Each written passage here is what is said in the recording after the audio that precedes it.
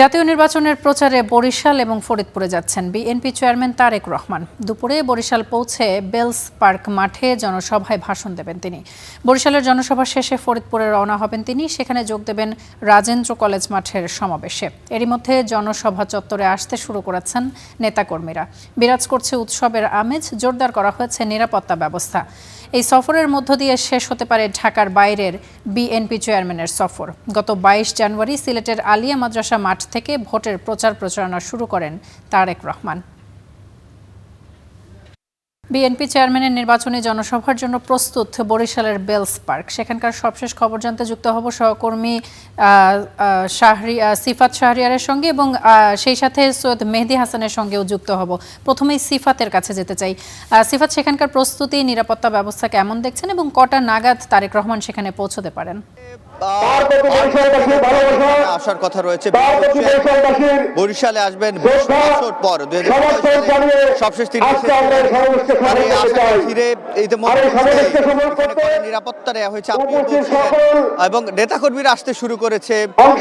আমরা দেখছি এটি বিশাল পার্ক, যেহেতু নেতাকর্মীরা আসতে শুরু করেছে। আমরা ব্যারিকেডের রয়েছে, ব্যারিকেডের বাইরে পুরুষদের জন্য আলাদা করে রাখা হয়েছে। আমরা যেখানে রয়েছে ভেতরে, এখানে মহিলাদের জন্য আলাদা বসার জায়গা তৈরি করা হয়েছে। এবং যেহেতু আজকের সকাল থেকে বরিশাল এবং এর আশেপাশের যে জেলাগুলো রয়েছে সেখান থেকে নেতাকর্মীরা দলে দলে খণ্ড খণ্ড মিছিল নিয়ে এখানে আসতে শুরু করেছে। তবে কীর্তনখোলা তীরের এই যে মানুষদের আজকে তারেক রহমান কি বার্তা দেন সেটি জানার জন্য এই বরিশালের সংসদীয় আসনের যারা এমপি প্রার্থী রয়েছেন, সংসদ সদস্য প্রার্থী, তারা এখানে এসে উপস্থিত হবেন।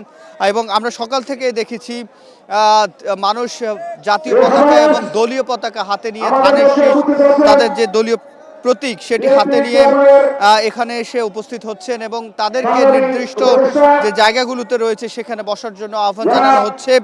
বরিশাল জানেন বাংলাদেশের দক্ষিণাঞ্চলে একটি প্রধান শহর বলা যায় এবং এর আশপাশের যে জেলাগুলো রয়েছে সেখান থেকে এখানে আসছেন মানুষ। এবং এই কীর্তনখোলা নদীর তীরের মানুষরা সামনে ত্রয়োদশ জাতীয় সংসদ নির্বাচনে যাতে ধানের শীষের পক্ষে ভোট দেন সেই জনজোয়ার সৃষ্টি করার জন্য তারেক রহমান 22 তারিখে সিলেটে জনসমাবেশ শুরু করেছেন। সেই সিলেট থেকে আমরা দেখছি চট্টগ্রাম, ময়মনসিংহ এবং পরবর্তী সময়ে বগুড়া, রাজশাহী এবং সবশেষ 2 দিন আগে যশোর এবং খুলনা শেষ করে বরিশালে তামার নাম তারেক রহমান এখানে আসছেন এবং তিনি 12টা নাগাদ কথা বলার কথা রয়েছে এবং আজকে তারা এখানে কি বার্তা দেন সেটি দেখার জন্য অপেক্ষা করছেন এখানকার হাজার হাজার মানুষ। তো এই ছিল আমার কাছে বরিশাল থেকে তামান্না সবশেষ। সিফাত, অসংখ্য ধন্যবাদ আপনাকে আমাদের সঙ্গে যুক্ত হবার জন্য। দর্শক, এবারে মেহেদির সঙ্গে যুক্ত হতে চাই। মেহেদি, সিফাতের সঙ্গে যুক্ত হয়েছিলাম, সেখানে জনতার ঢল তিনি আমাদেরকে দেখাচ্ছিলেন। এই মুহূর্তে আপনার সেখানে কি অবস্থা এবং নেতাকর্মীদের উচ্ছ্বাস উদ্দীপনা কেমন লক্ষ্য করছেন? ধন্যবাদ তামান্না। আমি এই মুহূর্তে রয়েছি বেলস পার্কের প্রবেশ পথে। এখানে আবার পেছনে দেখছেন নেতাকর্মীরা রয়েছে এবং এই পথটি ধরেই মূলত মিছিলের পর মিছিল ধরে নেতাকর্মীরা আসছেন এবং সকাল থেকেই কিন্তু আমরা দেখেছি যে তারা স্লোগান দিচ্ছেন বিভিন্ন ধরনের স্লোগানের মধ্যে থেকে তারা এই অনুষ্ঠানটিকে, আজকের যে সমাবেশটি সেটি কিন্তু ইতিমধ্যে প্রাণবন্ত হয়ে উঠছে। হাজার হাজার নেতাকর্মী কিন্তু ইতিমধ্যে এসে গেছেন। নারী নেতাকর্মী সহ বিভিন্ন ওয়ার্ড, বিভিন্ন ইউনিয়ন, বিভিন্ন জেলার যে নেতাকর্মীরা তারা কিন্তু চলে এসেছেন ইতিমধ্যে। এছাড়াও কেন্দ্রীয় যে নেতৃবৃন্দ তারাও কিন্তু মঞ্চে এসেছে। আমরা দেখেছি সকাল থেকে মঞ্চের নিরাপত্তার জন্য ডগ স্কোয়াড কাজ করেছে। এছাড়াও অন্যান্য যে বিশেষায়িত বাহিনীগুলো তারা কিন্তু কাজ করেছে।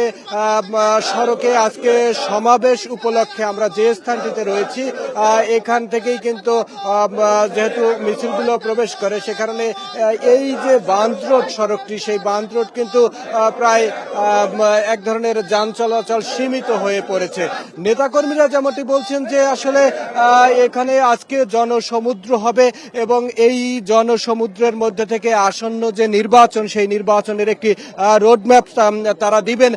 আপনারা কোথা থেকে এসেছেন? আমরা বোলা লালমোহন থেকে এসেছি। আমরা এখানে অনেক জনগণ হয়েছে এবং ইয়াকে অনেক শুভেচ্ছা স্বাগতম জানাতে সবে আমরা আসছি। আমরা লঞ্চেরা এখানে আসছি। আল্লাহ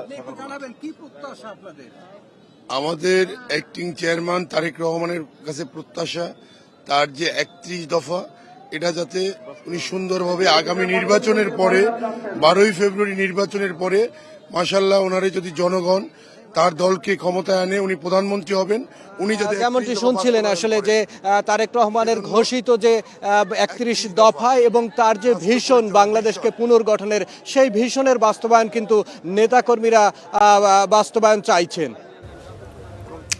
মেহেদী, ধন্যবাদ আপনাকে আমাদের সঙ্গে যুক্ত হবার জন্য।